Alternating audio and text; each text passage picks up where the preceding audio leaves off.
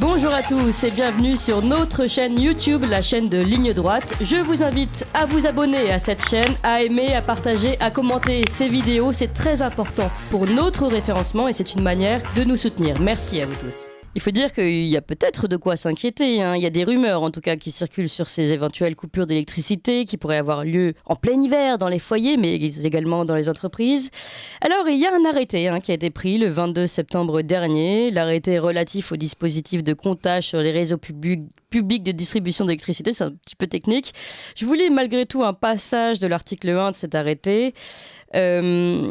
Les gestionnaires de réseaux publics de distribution d'électricité désactivent la fermeture du contact pilotage mentionné à l'article 4 de l'arrêté, susvisé entre 11h et 15h30. Donc voilà, on se dit peut-être potentielle coupure des réseaux pour ces personnes qui sont visées dans cet arrêté. Alors d'autres mesures ont également été prises, le chauffage limité à 19 degrés, les incitations médiatiques à porter le col roulé, les tendoirs ou autres idées révolutionnaires. Il y a également la commission de régulation de l'énergie, présidée par Emmanuel Vargon, qui a émis certains scénarios dans lesquels il est fait mention de délestage ciblé dans certaines zones. On l'a vu, ça a été répercuté dans les différents médias. Et puis cette météo des énergies qui va faire son apparition prochaine sur France Télévisions avec un signal qui indiquerait la quantité disponible d'électricité colorée, vert, orange, rouge en fonction du niveau de tension. Enedis même prévoirait de couper le réseau téléphonique pour économiser de l'énergie, un schéma qui est déjà également mis en place en Suède ou en Allemagne. Alors, faut-il vraiment craindre ces coupures forcées d'électricité pendant l'hiver ? C'est la première question qui nous inquiète, qui nous concerne tous, Philippe Charlez, et que je souhaiterais vous poser ce matin. Bonjour Philippe Charlez. Bonjour et merci de votre accueil. Merci à vous. Alors, je vais juste vous rappeler votre présentation. Je sais bien que tous les auditeurs vous connaissent déjà très bien, mais bon, vous êtes expert en questions énergétiques à l'Institut Sapiens, auteur de 2 livres, notamment sur ce sujet, Croissance, énergie, climat, dépasser la quadrature du cercle, c'est audition de Boeck supérieure, et L'utopie de la croissance verte chez Jacques-Marie Lafon. Merci. Alors, on peut peut-être revenir d'abord pour essayer sur l'arrêté. Sur l'arrêté. Donc, en fait, il y a eu un vent de panique sur les réseaux sociaux en fin de semaine dernière, puisque il y a un certain nombre de tweets, notamment, qui indiquaient qu'à partir du 1er octobre, puisque l'arrêté, c'est 1er octobre, au 15 mai. Oui.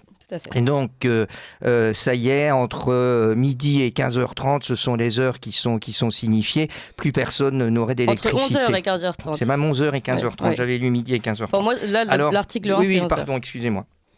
Alors en fait, cet article ne concerne qu'une partie des Français. Oui, c'est environ 4,3 millions de Français selon Enedis.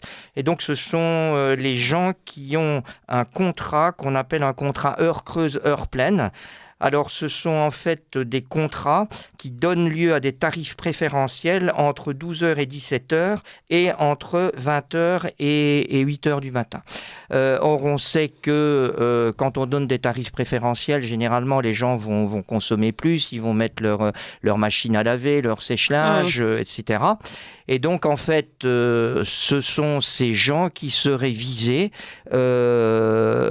donc aux heures que l'on a indiquées, mais pour 2 heures seulement. Oui. Donc, ça n'est pas de 11h à 15h30, c'est entre 11h et 15h30, 2 heures. Alors, je précise pour nos auditeurs que 2 heures, si je ne me trompe pas, ne fait pas... il y a surtout une question de frigidaire ou de réfrigérateur. En fait, il n'y a pas de perte à 2 heures de... Non, donc en fait, ça viserait essentiellement les ballons d'eau chaude, d'après ce que j'ai pu voir. Donc effectivement... chez ces gens qui ont des tarifs préférentiels heures creuses, on déclenche aux heures creuses le ballon d'eau chaude pour chauffer l'eau. Et en fait, au lieu de le déclencher à ces heures-là, qui sont creuses pour ces personnes de par leur contrat, mais qui d'une façon générale ne le sont pas pour tout le monde, puisque l'heure de midi est pas vraiment une heure de pointe, mais c'est pas non plus vraiment une heure creuse comme la nuit. On différerait en fait le chauffage de l'eau la nuit et non plus à ces heures creuses. Mais néanmoins, il faut savoir que grâce au compteur Linky, le distributeur a accès beaucoup plus facilement à contrôler votre électricité. Et donc, est-ce que la mesure sur l'eau chaude en cache d'autres et est-ce que cet arrêté en cache d'autres? C'est vraiment la question aujourd'hui qu'on peut se poser. Et ça, évidemment, ça ne nous amène pas à beaucoup de sérénité quand on voit ce premier arrêté, parce qu'un arrêté peut effectivement en cacher d'autres. Oui, surtout qu'en fait, on a du mal à comprendre la logique de viser particulièrement ces personnes qui demandent, si je comprends bien, de pouvoir consommer avec des tarifs préférentiels pendant les heures creuses. Donc, ils savent qu'ils peuvent consommer pendant les heures creuses et c'est justement eux qu'on va couper à ce moment-là. C'est quand même assez étrange. Oui, c'est-à-dire que c'est ce que je vous dis. Comme on leur donne un tarif préférentiel, c'est eux qui créent une pointe éventuelle à leur creuse de par leur excès de consommation. Et donc, c'est eux qui, forcément, sont les premiers visés.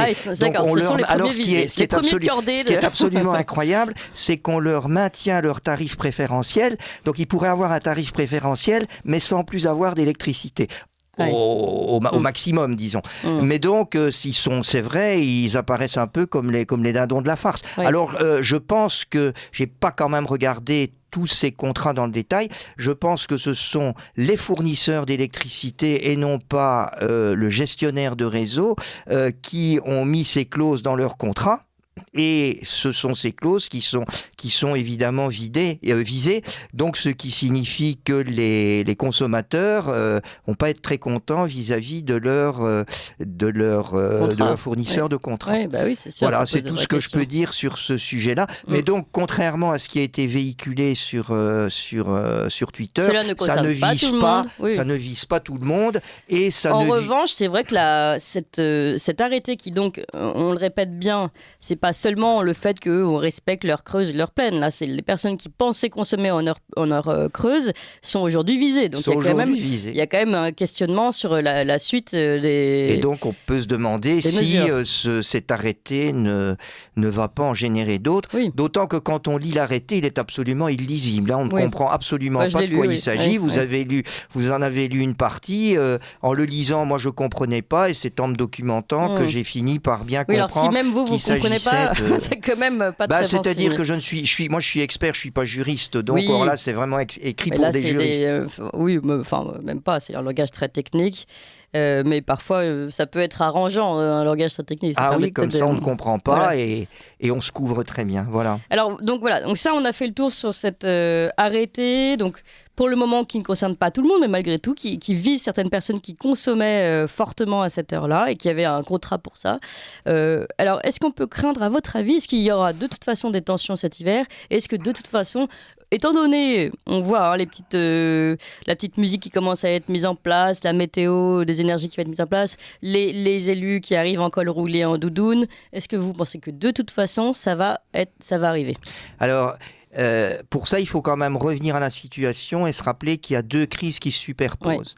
Donc, il y a une première crise qui est la crise du gaz, qui d'ailleurs, on en avait déjà discuté, je crois que c'était en janvier dernier, avant le conflit ukrainien. Il n'est pas fondamentalement dû au conflit ukrainien, c'était déjà apparu avant. Il y a une vraie crise de l'offre du gaz, donc c'est-à-dire qu'il y a pas suffisamment d'offres et énormément de demandes, porté particulièrement par la demande en électricité. Évidemment, le conflit ukrainien et ce qui s'est encore passé la semaine dernière avec les explosions sur Nord Stream 1 et Nord Stream 2 fait que l'approvisionnement gazier de l'Europe est évidemment mis à bas. Or, une partie de ce gaz est utilisée pour fabriquer de l'électricité, environ 25% de gaz pour l'industrie et 50% pour le chauffage. Donc, la grosse partie du gaz, c'est quand même pas pour l'électricité. Est-ce qu'il faut rappeler le gaz qui est utilisé pour l'électricité, il est utilisé comment? Vous pouvez le rappeler, ça? Le gaz, il est comme le charbon. Hein. On utilise en fait on brûle le gaz dans une turbine à gaz qui fait après tourner un alternateur et qui produit de l'électricité. Le gaz, le charbon, le pétrole et le nucléaire utilisent à peu près les mêmes techniques, c'est-à-dire la chaleur pour produire de l'électricité. Alors, la France n'est pas fondamentalement un pays gazier et une petite partie seulement de son électricité est produite avec du gaz, alors qu'on sait qu'une grande partie est produite avec le nucléaire, alors qu'au contraire, en Allemagne, ils ont sorti du nucléaire, donc ils ont remplacé le nucléaire par du gaz, puisque contrairement à ce que nos amis écologistes croient, on ne peut pas se passer d'une source pilotable face aux énergies renouvelables. Mais vient se superposer à cette crise du gaz et donc qui crée un manque d'électricité, le problème de nos réacteurs nucléaires en France. Et donc en fait, toute la question est là. Est-ce que nos 56 réacteurs nucléaires seront opérationnels ou pas, comme nous le promet la ministre de l'Énergie Agnès Pannier-Runacher début décembre? Il y a beaucoup de doutes là-dessus. On nous dit que oui, mais on n'en est pas du tout sûr. Donc ce qui signifie que si une moitié de ces réacteurs, ou même on va dire 70% des réacteurs seulement sont opérationnels, il y aura incontestablement un manque d'électricité qu'on ne peut pas combler par du gaz à cause du manque de gaz. Et donc là, on peut craindre à certains moments un certain nombre de blackouts qui a priori viseraient d'abord l'industrie avant de viser les particuliers. C'est ce qu'a promis le gouvernement. Mais donc, compte tenu de la situation actuelle et de la visibilité des informations que je peux avoir, on ne peut absolument pas exclure l'hiver prochain des blackouts électriques assez fréquents. Et vous pensez alors des blackouts possibles, et est-ce que vous pensez des mesures très restrictives pour les particuliers? On a vu le 19 degrés maximum. Bon, alors comment va marcher la police de l'énergie? C'est encore toute une autre question, mais bon, est-ce que vous pensez que ça aussi, ça peut aller crescendo? Alors le 19 degrés ne vise pas seulement l'électricité, on est bien d'accord. Oui. Il y a une partie des Français qui chauffent à l'électricité avec des convecteurs, voire avec des pompes à chaleur, parce que les pompes à chaleur demandent de l'électricité, mais il y a également encore beaucoup de Français qui se chauffent au fioul et au gaz. Donc ce qui veut dire que globalement, en baissant de 21, on va dire, à 19 degrés, on gagne quand même une quinzaine de pourcents en consommation d'énergie. Un degré, réduire d'1 degré, c'est à peu près 7% de consommation d'énergie en moins. Donc, c'est assez significatif, c'est important. Et donc, j'adhère à cette au col roulé. Voilà. Non, alors le col roulé, ça, disons que bon, c'est plutôt risible qu'autre chose. Alors on peut imaginer que derrière le col roulé, il y a toute une symbolique de mesure. D'ailleurs, nous avons publié la semaine dernière sur le site de l'Institut Sapiens 20 recommandations très simples pour justement économiser à la fois dans l'habitat et dans les transports alors, de l'énergie. Alors, dites-nous un petit peu quelles sont les recommandations. Sont des choses très simples mais auxquelles on ne pense pas nécessairement. Donc, par exemple, de n'allumer la lumière que dans les pièces où on est, que ça ne soit pas Versailles chez soi, parce qu'on n'y pense pas toujours, même si ça paraît évident. Plutôt, si vous lisez au lit, de lire avec une veilleuse qu'avec l'ensemble de la lumière, le beau lustre en cristal, allumé. Après, évidemment, l'isolation. Alors, si votre logement n'est pas très bien isolé, vous pouvez quand même l'isoler à moindre frais avec des bandes adhésives en mousse, par exemple. Ça coûte pratiquement rien et ça peut réduire de près de 20 à 25%. C'est pas non plus près de 20 à 25% votre consommation d'énergie. Et puis, par exemple, dans les transports, je ne sais pas si vous savez, mais rouler avec des pneus sous-gonflés, vous consommez 1 litre au 100 en plus. Donc, ce sont des mesures immédiates et assez simples. Après, vous avez des mesures qui sont beaucoup plus moyen long terme, qui ne pourront pas être mises en œuvre immédiatement l'hiver prochain. Je dirais que globalement, si nous étions dans une situation normale, nous avions toutes nos centrales nucléaires, nous ne sommes en fait dépendants du gaz russe qu'à 3% de notre mix énergétique global. Il n'y aurait pas d'inquiétude. Donc, ce qui veut dire que économiser 3%, c'est pas trop compliqué, on peut y arriver.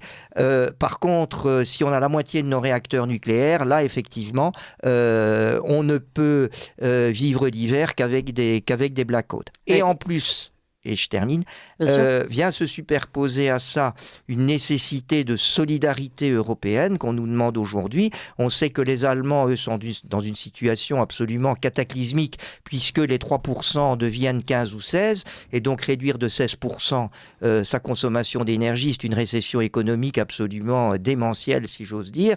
Et donc aujourd'hui, les pays européens très dépendants du gaz, et en particulier du gaz russe, demandent la solidarité européenne. Donc c'est-à-dire que, c'est ce qu'Emmanuel Macron nous dit, il faut faire un effort et que nous donnions du gaz aux Allemands que nous avons et finalement nous priver un peu plus pour les autres pays européens. Mais vous pensez qu'on ira distribuer du gaz aux autres pays avant même d'avoir assuré notre propre, je ne vais pas dire survie, mais fonctionnement L'idée de l'Union européenne, c'est de partager la pénurie entre pays européens. Alors c'est ce que disent les politiques, je ne suis pas certain que les citoyens y soient prêts. Oui, mais est-ce qu'ils ont le choix ? J'avais fait une petite enquête on avait fait une petite enquête sur Twitter à Boulevard Voltaire et on avait une réponse qui était très claire, c'est que les Français n'étaient pas du tout prêts à partager la pénurie. Voilà. Eh oui. Non, mais on considère normal d'assurer d'abord sa propre souveraineté, sa propre autonomie avant d'aller aider les autres. Alors, oui, mais pour l'instant, ce n'est pas le fonctionnement actuel de l'Union européenne. Ça n'est pas ce que l'Europe souhaite, et Emmanuel Macron semble adhérer à cette solidarité européenne. Une dernière question, Philippe Charlez, concernant évidemment le sabotage des gazoducs. Ça fera encore moins de gaz pour l'Allemagne, même si on sait que le Nord Stream 2 était coupé. De toute façon, pour le moment, il n'y avait pas d'approvisionnement. Non, Nord Stream 1 a été coupé. Nord Stream 2 n'a jamais été mis en production. Voilà. Les deux, aucun des deux ne fonctionnait, mais devait redémarrer. Oui. Donc, qu'est-ce que ça va changer pour l'Allemagne et peut-être même pour la France ? Alors, pour la France, pas grand-chose parce que, encore une fois, notre approvisionnement principal vient de la Norvège et le gaz russe que nous importions était plutôt du gaz naturel liquéfié.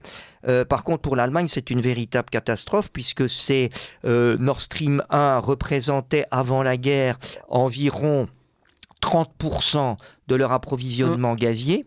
Et aujourd'hui, aucun des deux pipes n'est opérationnel, aucun des deux gazoducs, pour rester français, n'est opérationnel. Et on ne peut pas espérer les réparer à court terme. Ils vont rester inopérants cet hiver. D'ailleurs, c'était assez marrant. J'ai vu hier comment dirais-je, communiqué, non ? Un communiqué disant que ça y est, les fuites avaient stoppé. Oui. Alors en réalité, non. C'est que les pipes se sont vidés de leur gaz, maintenant sont remplis d'eau, mais ils sont tout à fait inopérationnels. Tout à fait. Vous avez raison de le préciser. On va y revenir d'ailleurs sur ce sujet demain. Oui. Voilà. On en avait d'ailleurs discuté sur Radio Courtoisie au Club de la Presse vendredi dernier. Merci beaucoup Philippe Charlez. Je rappelle que vous êtes expert en questions énergétiques à l'Institut Sapiens et je vais vous donner votre dernier livre, L'utopie de la croissance verte, chez Jacques-Marie Lafont. Merci beaucoup et à très bientôt. Vous appréciez cette émission ? Alors aidez Radio Courtoisie à en produire d'autres en indépendance totale. Rendez-vous sur soutenir.radiocourtoisie.fr. Merci d'avance.